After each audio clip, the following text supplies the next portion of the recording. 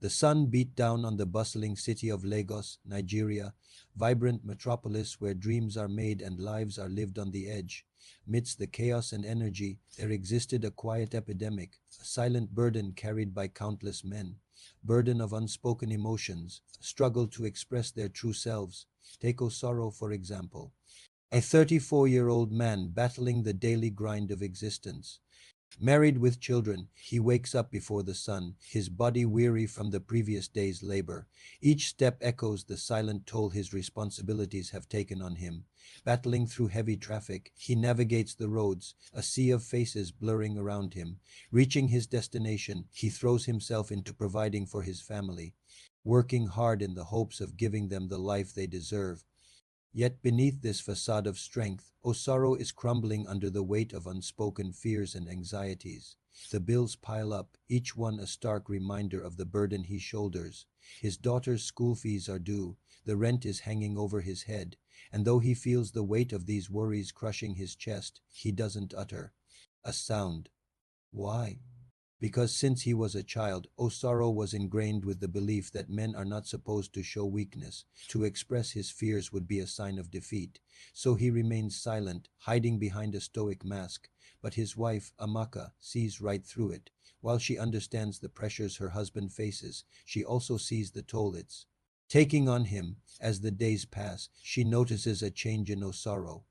He's become distant, his eyes holding a sadness that she can't reach. When she asks him, "What's wrong?"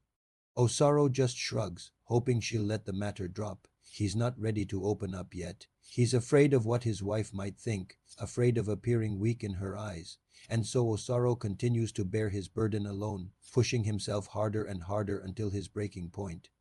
Meanwhile, his wife, Amaka, is left wondering what she could do to help her husband. She tries talking to him, but her efforts only result in hurtful accusations. She begins to believe that Osaro is pulling away from her, maybe even losing interest in their marriage. The thought pains her, but she can't understand why. If only she knew the silent battle her husband was waging within his own mind. You see, Osaro is not the only one. There are countless men in Nigeria and around the world who suffer in silence, expected to be strong and stoic, unable to show any signs of weakness. They put on a brave face, hiding their true feelings behind a wall of silence. But this silence comes at a cost. It creates a distance between partners, a disconnect that can be felt but not understood. The truth is that silence is not strength. Real strength lies in honesty and vulnerability. Men who speak up, even with trembling voices, are not weak. They are brave. They are willing to open up and connect with those around them, to seek help and understanding when they need it. They understand that vulnerability is not a sign of weakness, but a pathway to healing and growth. And the ones who love them, like their partners and families, should cherish these moments of openness. They should offer support, understanding, and love without judgment. When men feel safe enough to say, "I'm tired, I need help," or "I feel afraid," it's essential to hold their hands and walk with them through the darkness. These moments of vulnerability are where true connections are made and strengthened. So let us break the silence together. Let us create a world where men feel comfortable expressing their true selves without fear of being judged or ridiculed. Let us be the generation that ends the cycle of silence and suffering.